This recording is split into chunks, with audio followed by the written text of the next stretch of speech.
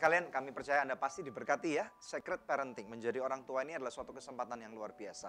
Di mana kita bisa mempraktekkan apa yang kita mengerti, kita terima daripada Tuhan. Saya percaya dan saya aminkan tadi apa yang Pak Ani katakan, bahwa menjadi orang tua ini bukan masalah kita mendidik anak sebenarnya. Tetapi pada waktu itu kita justru yang diizinkan oleh Tuhan, kita belajar daripada anak-anak kita menjadi orang tua yang baik. Mari kita lihat firman Tuhan daripada 2 Timotius pasal yang ketiga. Kita lihat ayat 14 sampai dengan ayat 16, firman Tuhan berkata, tetapi hendaklah engkau tetap berpegang pada kebenaran yang telah engkau terima dan engkau yakini, dengan selalu mengingat orang yang telah mengajarkannya kepadamu.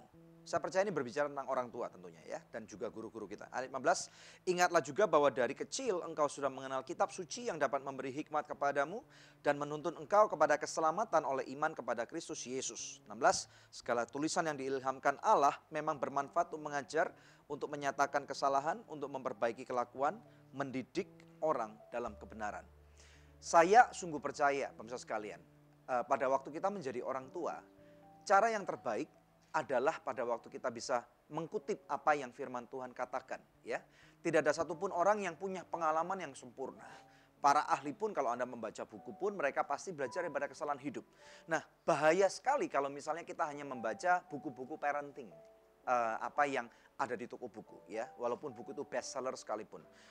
Anda pun harus mau membaca firman Tuhan. Nah, di sini ayat 14 tadi berkata, ini untuk kita nih. Setiap kita pasti adalah seorang anak daripada seorang orang tua, ya. Saya mempunyai 2 orang tua yang luar biasa pada waktu saya dan Debbie pergi pelayanan ke kota-kota, ke luar dari Jakarta dan kemudian bahkan sampai ke luar negeri sekalipun. Mereka adalah orang-orang yang sudah membantu kami untuk menjaga anak-anak kami. Jadi betapa beruntungnya kami mempunyai satu tim yang luar biasa. Nah, kemudian pemirsa sekalian, saya juga berbicara nih. Pada waktu itu kita mempunyai orang tua, tentunya orang tua kita yang dari kecil sudah mendidik kita. Nah, ini bagian daripada orang tua nih sekarang. Pada waktu Anda mulai mendidik anak-anak Anda, tentunya kesempatan yang baik untuk kita mengajarkan apa yang firman Tuhan katakan. Nah, sangat disayangkan apabila orang tua tidak menggunakan firman Tuhan sebagai metode ini ya. Di negara barat ya, misalnya contoh Amerika Serikat, mereka mempunyai satu pengertian bahwa anak nggak boleh dipukul. Saya setuju sekali pemirsa sekalian ya, anak memang nggak boleh dipukul, yang bagaimana caranya. Nah, di dalam firman Tuhan secara harafiah memberikan satu contoh bahwa didiklah anakmu dengan rotan.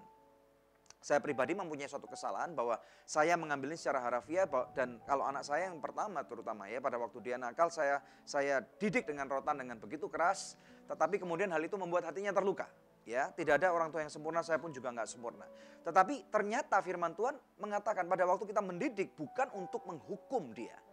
Mendisiplin dan menghukum ini adalah 2 kata yang berbeda. Menghukum itu artinya adalah satu pesakitan yang harus kita buat dia menjadi jerah gitu ya. Kita seperti ibaratnya seorang polisi menangkap penjahat, kita masukkan dalam penjara, dan di zaman dulu kita hukum dengan barbar, kita hakimi dia, kita hajar sampai habis gitu ya.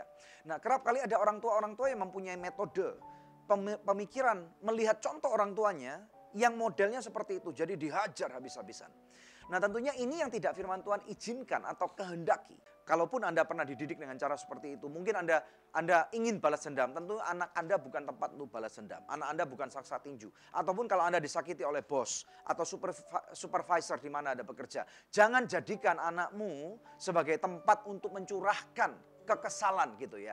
Mereka adalah bagian daripada kehidupan ini yang Tuhan titipkan, supaya ada satu warisan yang Anda akan bisa berikan kepada mereka untuk kemudian Anda akan dilanjutkan masa depannya oleh garis keturunan mereka ya.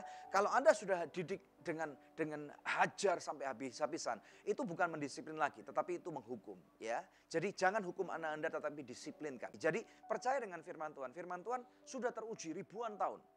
Generasi dari generasi ya, dari generasi yang lampau sampai generasi zaman modern, percaya deh sama saya, firman Tuhan tidak mungkin salah. Saya bisa salah, tetapi firman Tuhan itu kekal, absolut ya, tidak tergoncangkan oleh perubahan zaman ya, oleh apapun juga firman Tuhan adalah iya dan amin. Jadi kalau Anda bimbang, Anda berdoa, minta tuntunan Roh Kudus. Tidak ada cara parenting style yang sempurna. Hari ini hamba-hamba Tuhan pun hanya bisa mengajarkan cara kepada Anda, memberikan inspirasi kepada Anda. Kalau Anda tahu bahwa ini selaras dengan firman Tuhan, lakukan.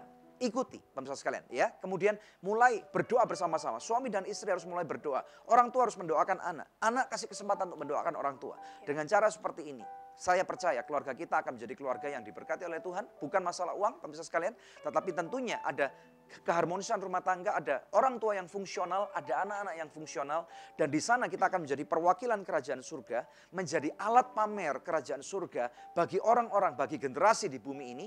Dan mereka akan tertarik.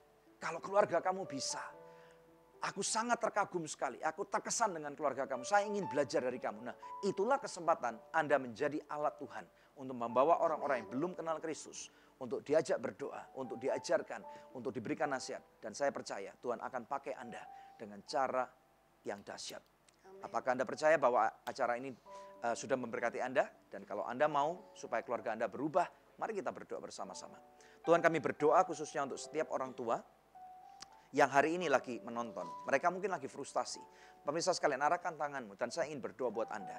Di dalam nama Tuhan Yesus Kristus, saya melepaskan kasih karunia Tuhan. Kasih karunia yang tanpa batas.